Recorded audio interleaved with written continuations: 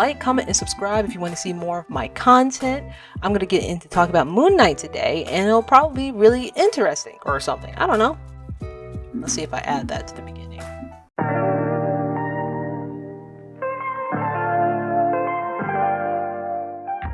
Hi, welcome back to whatever this is. My name is Kaysa and I'm online, and today I'm going to talk about Moon Knight. The moon haunts you! Now, I actually had intentions of making a whole video for Marvel Rivals, but it's getting dark out and I just feel it in my spirit that I'm not going to finish writing the script and then also edit it and then also get all the clips that I want in time. You know how it is. Exactly why my YouTube channel has been delayed for years now, because I just don't plan accordingly. I played a video game all day instead. Not Marvel Rivals though. This past weekend, I've been feeling a little bit of stress. I'm this past week, I could say too, but you know, I have my ups and downs. Life is normal. But one of the things that got in my head, I got in my head about, because I do that all the time, I get in my own head. That's why I'll have a bad time. 99% of the time, it's because I'm in my own head. It's because of my identity. I still feel as though I don't have a working definition of what an identity is for myself. And because of that, I'm getting in my head even more about other things. So I'm in my head about my identity, then I get in my head because of what I think about other things in relation to me. It's a never-ending cycle of me stressing myself out. And of course, I don't try to dwell on that. I try to be like, all right, you know what? I'm doing too much. Let me just relax. It is what it is. But the thing about that is because I can allow myself to relax. And I think I want to tie this in to Moon Knight. The reason why I want to talk about this show is because, well, in Marvel Rivals, my main was Moon Knight. And the reason why is because I watched the television show of Moon Knight and I loved it. I watched it twice. I'm a person who loves mythologies. I read the Percy Jackson series, I read the Kane Chronicles, I got into mythologies, I like Orishas and all of that fun stuff. It was right up my alley. Marvel Rivals found me and was like, hey, we'll get you Moon Knight too. And I thought, this is amazing. And then I was like, wow, maybe I should go see, will they ever create a season 2? Because it's been up in the air for such a long time. I thought there wasn't going to be one. Then there were rumors that there were going to be one. Then I just read something that just said, just kidding, not a season 2 of the show, but maybe something else. So now I sort of kind of want to complain about why these big corporate machines refuse to put out anything good, and I just don't understand why. First off, they'll get a show that's super good and then they'll just cancel it. Just cancel it. No matter how great it was. But they will keep shows that are just butt juice, pretty much. Bottom of the barrel, no thoughts intended, and they'll just keep that going. My assumption, because it's cheap and people just turn it on for a cheap form of laughter. So essentially, corporate machines don't like effort, and that is just wild to me. Second of all, sometimes when they do get a sequel, they change everything that made the first season so good, whether it be the director, the story, everything else. So maybe this is a blessing in disguise. Maybe they saw they were gonna ruin the second season and they were like, you know what? Instead of the backlash, we're just gonna cancel it. Can't be mad about something you never saw in the first place. So that's my optimism coming out, because I am very disappointed that I will never probably see a season 2 of the live action Moon Knight starring Oscar Isaac, who was an incredible actor throughout the entire show. I mean, he's an incredible actor, period. But in the show, to be able to play the characters as, well, to play 2 different characters as one person takes a lot of talent. But also the fact that it was just so believable for me to get so immersed in the show. It takes a lot for me to feel immersed in a show, immersed into the plot or story. And it also has everything to do from what I've learned.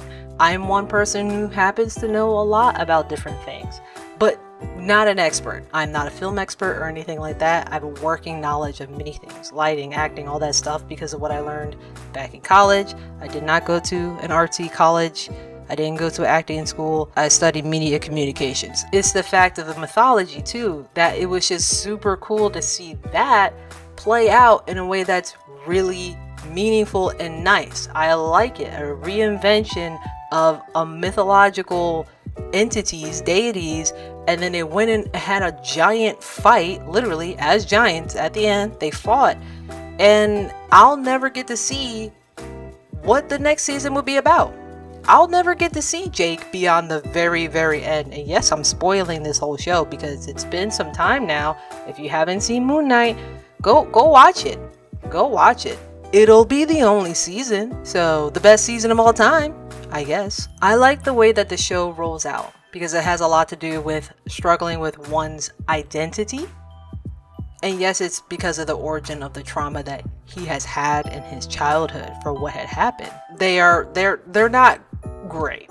Moon Knight canonically is a maniac, a murderous maniac who is a hero. He's like an anti-hero. I don't know if he's specifically an anti-hero or if he's just a psychotic killer who just happens to work on your side if you convince him. I haven't read the comics, so I don't know if he's specifically an anti-hero or not. Moon Knight starts off with Stephen Grant. He works in a museum. He's in the UK, and essentially that's that. He works in the gift shop. That's fun. We love gift shops here. But his life gets turned upside down because, well, he is also Mark Spector, and Mark Spector is Moon Knight. And the way that interacts is the fact that he has a split personality. He has faced traumas as a kid. His brother died when they went to go play, and their mother blamed him for the rest of their lives. And obviously that sort of trauma can come with, side effects or coping mechanisms. So it turns out Stephen Grant is the coping mechanism of Mark. Mark is actually a trained military personnel, or he dropped out of the military, so he kind of was just a wandering what do they call? I'm at a loss for words. The word was mercenary. It comes into conflict at one point because Mark's life bleeds into Stephen's life, essentially. Mark having to be the avatar of Khonshu, an Egyptian deity. Arise as my fist of vengeance, as my Moon Knight. Has to go retrieve some certain object. The character that Stephen Hawke plays, who is essentially a cult leader, doesn't get it because they want it. Ethan Hawke's character wants it. Harrow. His last name is Harrow, so we'll call him Harrow. He wants it to revive another deity so they can essentially take over the world. Play God. Essentially, even be Victor from Arcane. I'm just tying Arcane into everything at this point. But essentially, Harrow thinks that he knows what's best for everyone and that he can judge everyone prematurely based on some future actions of what is deemed to be inclined of what the person might do.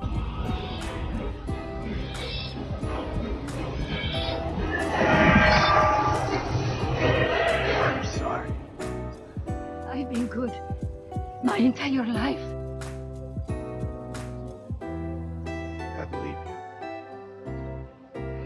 But the scales see everything. Perhaps it's something that lies ahead.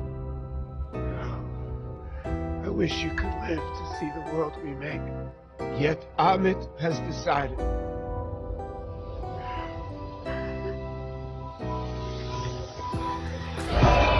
And then they go die. Like, that's literally it. He essentially sends their souls straight to the underworld immediately if you are judged to be someone who has the capacity of being a worse person. So it's pretty wild. And all of his followers are also doing the same thing. And that's bad, And I think that's the main problem with most cults, is that you're trying to judge somebody before they lived out their entire life. So stop playing God, maybe. I don't know, it might be useful because you're not God, but we're not going to talk about that, I guess. I will also say this too. Harrow used to be the avatar of Khonshu, and that's probably the reason why he is the way that he is, and that is also the reason why he knows what he knows about the Egyptian deities. Mark is the new avatar of Khonshu at this time. But Stephen isn't aware of that, and Stephen doesn't even know who Mark is. because Steven is supposed to be what Mark wants out of life, just a normal life, the life where he loves his mother and his mother treated him well and all of that. And Mark, in his own mind, who is, I guess you could say, the original person, he wanted to be the fall guy. He wanted to keep the truth to himself so Steven wouldn't be hurt. He wanted to essentially hide all of the skeletons in the closet. He'll deal with the mess, he'll do the fighting, he'll do the killing, and then Steven can just be Steven. Mark's ex-wife comes into the picture as well. Steven also likes his wife. You in love? Oh, you're in love with my wife? I appreciate your concern, mate. I really do. You lay one finger but on we've her. got it from here. I swear to you. Mark, Steven, and his wife are now on their way to try to stop a cult leader from reviving a new deity who wants to take over the world.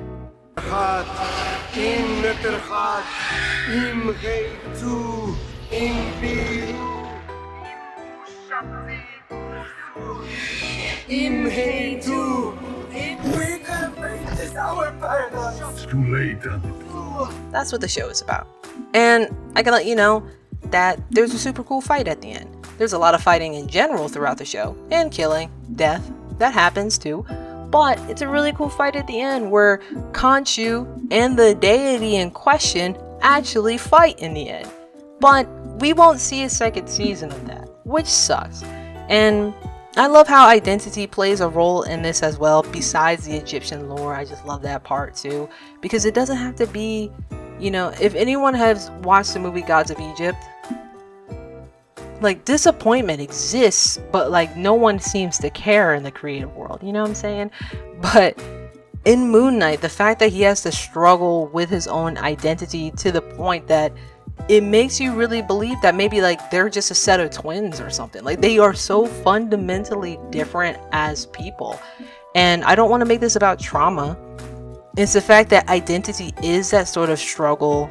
And I think what I like the most about Moon Knight is that both Mark and Steven have to develop together, and not just work together, but develop together in real time to figure out who they're going to be by the end of the day, who they're going to be, what they want to do, and just how they actually want to approach life, because what was working before no longer works. There's a hell of a punch back there. Look around. Someone's gonna get hurt if you don't let me help. All right, do it. Take control for now. Will they allow themselves to be used by Khonshu to, you know, get revenge and do whatever Khonshu wants them to do? Or will they take a path where they can get away from that and maybe even have a life that could be free away from all the burdens and the traumas and the responsibilities of what was there in the past? And I think personally, what I also want is that sort of freedom from the past. But the thing with identity is that it is constructed and founded upon what the past was.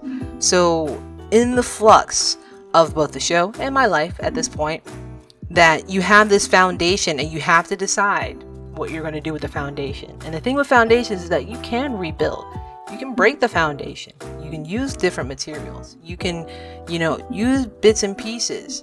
It can be reworked. But since a foundation is supposed to be strong, the strongest parts of your foundation will be the hardest parts to break down at all times. And I think that's the best part about Moon Knight. The strongest foundation is their entire perception, in this case, of life, but also the entire perception of their own mom. Steven's trauma is in finding out in current time that his mother essentially never loved him. That his mother had been dead for years, but he was still calling her. That he could not cope with the fact that his mother, what he held in his mind, was not his best friend, essentially. That loved him. Because she was never there. And he only exists simply because of the delusion, which is hard. because it's when you break through that illusion, it's essentially saying, well, what is there? I'm actually lost in the sauce right now, and I don't know how to move forward with who I am, because everything of who I knew was never there in the first place. And the other half of that is that Mark created Steven to then be the person he wanted to be. Mark has always been the one who wanted to be in the shadows, to take care of the grunt work, the bloody work, this bad stuff, be the fall guy. And in this case, Steven's not going to let him do that. Steven is going to be essentially the angel on his shoulder, the better way, the better path, the you don't have to suffer if you don't want to person. Though Mark has only understood the world through the realm of suffering. And Mark holds a lot of guilt and shame because of that.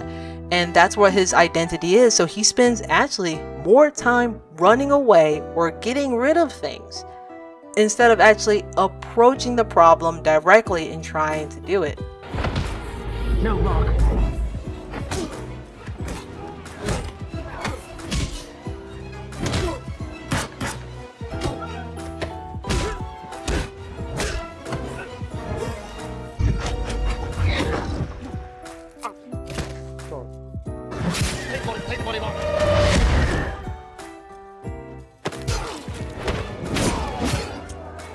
And I think that dichotomy of identity is a perfect match no matter what, because you have two different perceptions of life.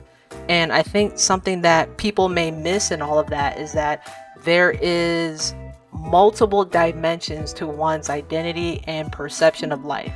You have one version of yourself in one moment, one context, and that changes and shifts no matter what. And that is supposed to happen. You make adjustments along the way, and even if you were one person in the past, in one context, you are fundamentally a different person now. Usually. Now, there are a lot of people, I would say there's a lot more people, arguably, now who do not think that that's the case. I think most people think they're exactly the same, or that they're supposed to be exactly the same throughout their entire life. That if they change, it'll be like losing against the world, that the world changed me. Or you have people who are hurt by the world or fundamentally changed by the world and then do worse and become worse people because of that. And I think that the way Moon Knight was written in the show, the way that I've been living my life and trying to grow or whatever, I think a good point to be made is that you are exactly who you want to be, and your actions will always be yours, no matter how you rationalize it, contextualize it, and feel it. And no matter what, it's still you who makes the actions and the decisions and the judgments and the feelings by the end of the day. You are only responding to the world. That's the only thing you can possibly do. So if you say that that's just who I am in every single context, then you're just excusing accountability for yourself. But if you're also trying to change yourself all the time to address the world, then you never actually learn who you are in the first place, so you allow the world dictate who you are. So it is really up to you, me, us, the world, to figure out who we are as a journey in life, so that we can be more comfortable how we walk through life. Sure. But also, if I were to become an avatar of a deity,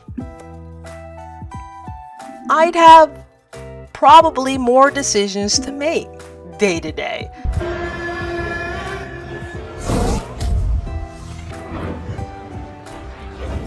So there's that. I'm not being chased down by a cult.